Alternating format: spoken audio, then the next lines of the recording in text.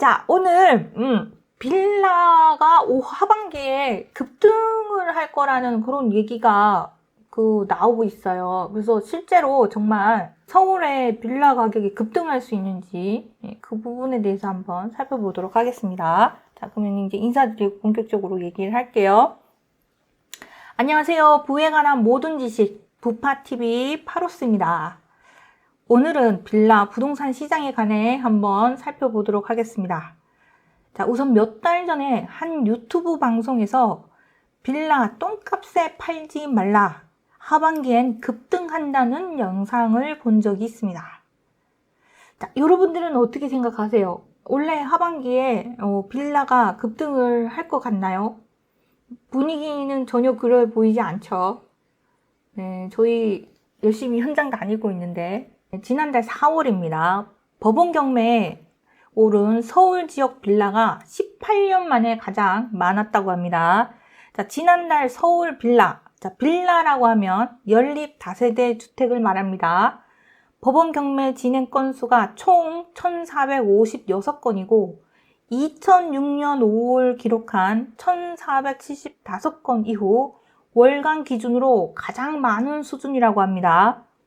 2022년 말부터 증가하기 시작한 서울 지역 빌라 경매 건수가 지난해 10월 1268건에서 월간 기준 1000건을 넘어선 뒤 7개월 연속 1000건을 넘었고요. 2022년 상반기까지 오름세를 보였던 전셋값이 이후 고금리와 부동산 경기 침체로 급락하고 역전세 및 전세 사기 여파까지 겹치면서 임차인에게 보증금을 돌려주지 못하거나 대출을 갚지 못한 집주인이 지금 늘어나고 있는 상황입니다. 그리고 경매로 넘어오는 빌라도 많고 지금 보증금을 돌려주지 못하는 집주인도 늘어나고 있는 그런 상황이라고 합니다. 강서구가 536건으로 가장 많고요. 양천구가 144건이고 이어서 구로구가 113건, 그리고 관악구가 85건, 금천구가 87건, 은평구가 69건, 강북구가 59건, 성북구가 45건 등의 순으로 경매 건수가 많다고 합니다. 자, 지난달 경매에 붙여진 1,456채의 빌라 중에 실제로 낙찰까지 이어진 물건은 218채로 낙찰률은 15%에 그쳤고 경매에 오른 빌라 10채 중 새 주인을 찾은 물건이 2채도 안 된다고 합니다. 경매조차도 지금 낙찰로 안 받는다는 얘기예요. 경매로는 계속 넘어가고 경매 매물은 막 쌓이고 있는데 근데 또 낙찰은 또 안 받는 그런 상황이라고 합니다. 서울뿐만 아니라 경기 지역에서도 빌라 경매 매물이 쏟아지고 있다고 합니다. 지난달 경기 지역 빌라 경매 진행 건수는 총 975건으로 2006년 12월 1007건 이후 가장 많다고 합니다. 자, 이런 상황에서 현재 서울 지역 아파트 전세 가격은 고공행진을 하고 있습니다. 1년 전만 해도 역전세로 보증금을 제대로 돌려받을 수 있을까 고민을 했던 임차인은 현재는 보증금을 올려줄 것을 걱정해야 한다고 합니다.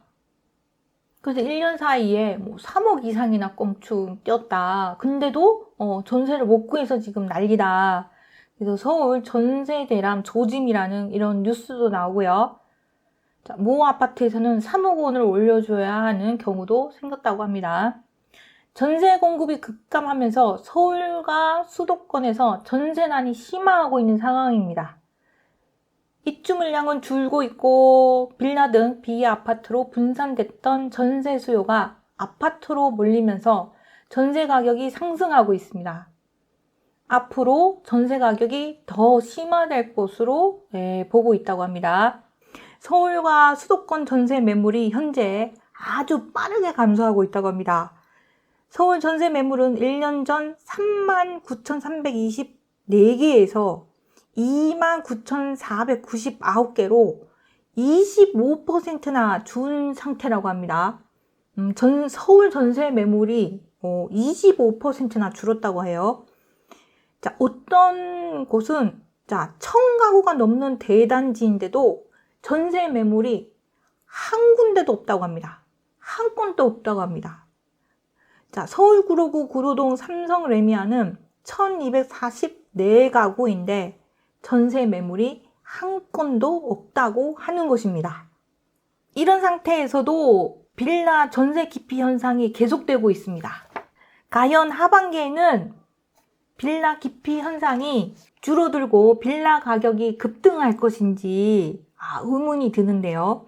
자, 아무튼 2월 발표에 따르면 전국 빌라 인허가 물량은 2011년 11만 9,735가구로 10만 가구를 처음으로 넘어섰고 2015년에는 14만 2,104가구로 정점을 찍었습니다.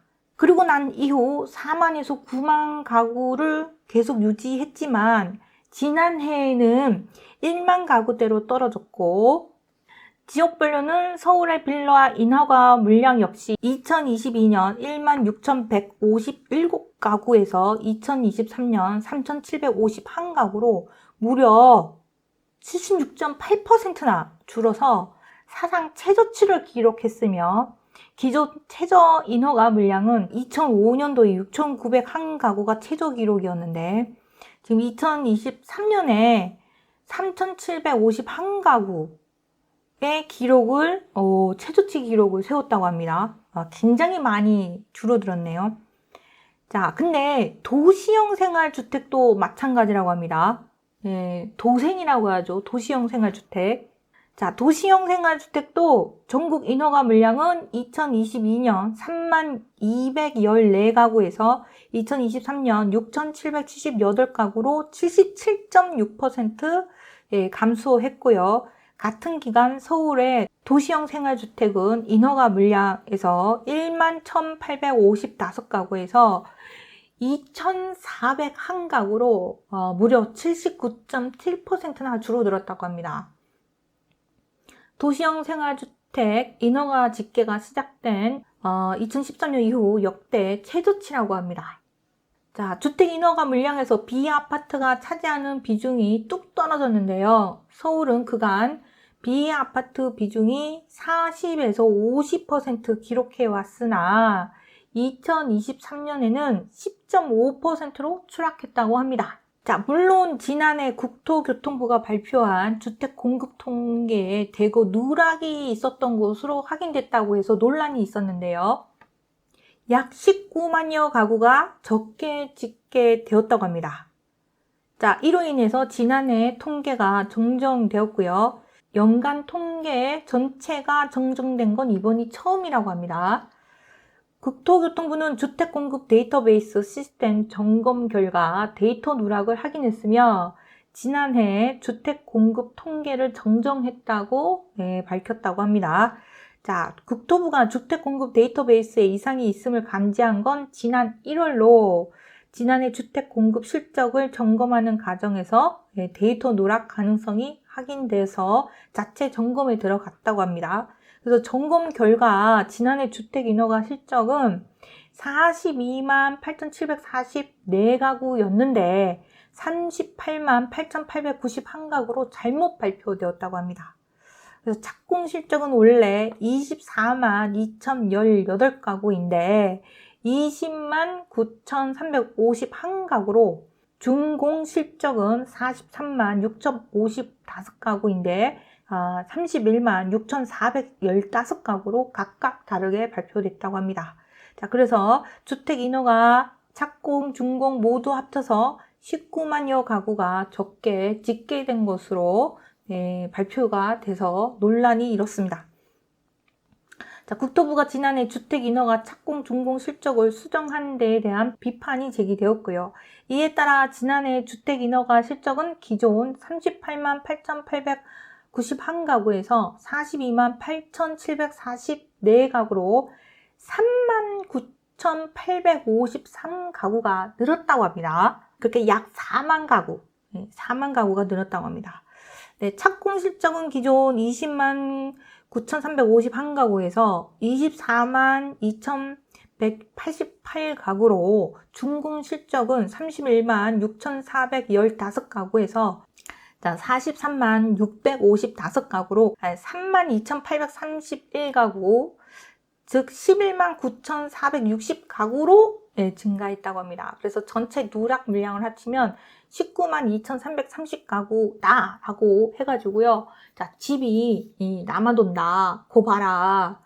집 남아돌아서 지금 이제 그 국토부가 발표한 거 이거 통계 오르고 일부러 이거 누락한 거 아니냐 막 이래가지고 엄청 시끌시끌했습니다. 그래서 부동산 가격이 오른다 뭐 이런 말 믿지 말라.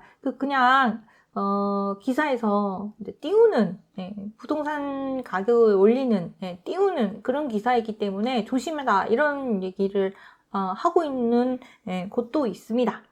자, 근데 그 현실에서 이제 많은 분들이 실제로 저희 동네는 정말 전세 가격이 오르고 있어요. 전세 집이 없던데요. 그러니까는 작년에 확인했던 그 가격대의 전셋집이 없어요. 이러시는 분들이 은근 생겨나고 있습니다. 자, 그래서 그 현장 이야기도 귀 기울여서 좀 들어봐야 되겠습니다. 자, 근데 이 누적된 물량이 어디서 되었냐면 재개발, 재건축 같은 정비사업 코드가 누락돼서 그 물량이 반영되지 않았다고 합니다. 재개발, 재건축 물량이라고 하네요.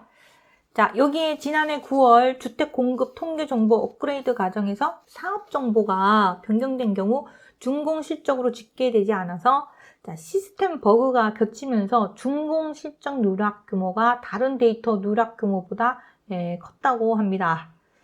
자, 하지만 공급 실적이 다소 집계됐더라도, 즉 누락해서 집계됐다 하더라도 그 인허가의 경우, 이 전년보다 26% 줄었다라고 발표는 했지만 여전히 이제 18% 줄어든 셈이기 때문에 여전히 이제 공급에는 좀 부족하다, 여전하다라고 말을 하고 있습니다. 자, 이런 상태에서 곧 임대차 2법이 올해로 시행 만 4년을 앞두고 있습니다. 자, 임대차 2법이라고 하면 계약 갱신 청구권하고 전월세 상한제입니다. 임대차 2법은 2020년 7월 31일 날 시행됐는데요. 계약 갱신 청구권 제도와 전월세 상한제 시행으로 그동안 세입자분들께서 5%의 임대료 인상폭 수준에서 최대 2+2 해서 4년간을 거주할 수 있었습니다. 자, 그러나 시행 4년을 앞둔 지금 최근 임대인들이 앞으로 또다시 4년 동안 가격 인상률이 5% 이내로 제한될 수 있다는 불안감에 전셋값을 최대한 올리려는 움직임이 보이고 있다고 합니다. 그 4년치 인상분을 한꺼번에 올려받으려는 것인데요. 이로 인해서 원래 전셋값 상승은 이미 4년 전부터 예고돼 왔다고 합니다. 자, 이런 부작용 때문에 정부에서 임대차 2법 자체의 제도에 대해서 손질을 예고를 해왔긴 했지만 전월세 신고제를 제외한 계약 갱신 청구권과 전월세 상한제의 폐지에 나선다는 계획은 야당이 지난 총선에서 압승하면서 그 여소야대 국면에서는 쉽지 않을 것이라고 보고 있다고 합니다. 자, 그래서 전문가들은 임대차 2법의 4년 도래 시점에 전세 가격은 4년 전 가격에 비해 현재 전세 가격이 많이 오른 만큼 세입자들의 부담이 커질 수 있다라고 지금 우려를 하고 있다고 합니다. 자, 여기까지 들어보면은 빌라 가격이 똥값에 팔지 마라.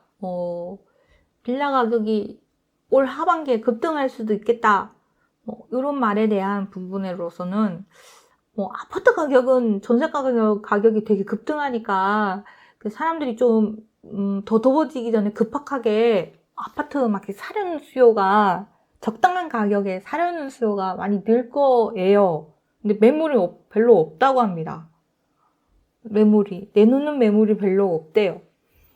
자, 그런 상황에서 이제 빌라로 이 수요가 넘어갈 것인가가 또 문제가 되겠죠.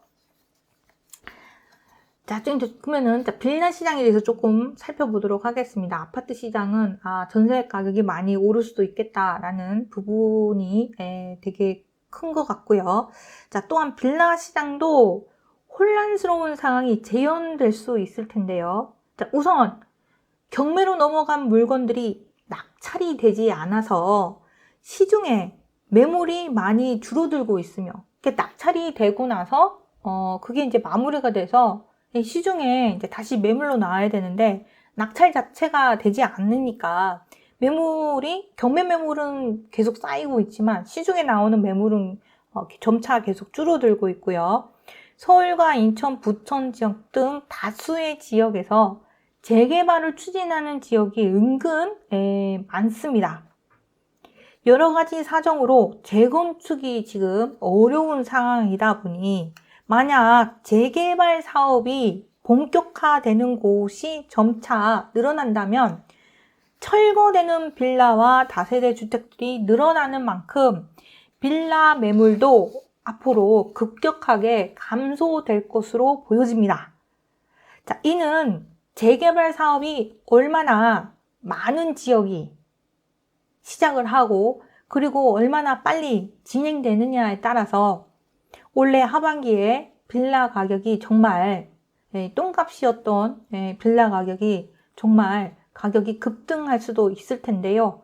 만약에 재개발 사업 등이 원활히 진행되지 않는다면 빌라 가격은 당분간은 보합하는 수준에 그칠 수도 있겠다라고 보여집니다. 자, 그래서 빌라 가격이 올 하반기에 급등하느냐 안 하느냐는 수많은 서울 지역과 그리고 인천, 경기 지역에 많은 재개발 사업지가 지금 후보지로 선정된 곳부터 그리고 지정된 곳들이 되게 많은데요. 사업 진행 속도에 따라서 빌라 가격도 많이 그 영향을 받을 것 같습니다. 자, 오늘 이렇게 빌라 시장에 대해 함께 살펴보았습니다. 자, 오늘 와주신 모든 분들 너무 감사드리고요. 자, 지금까지 부에 관한 모든 지식 부파TV 파로스였습니다.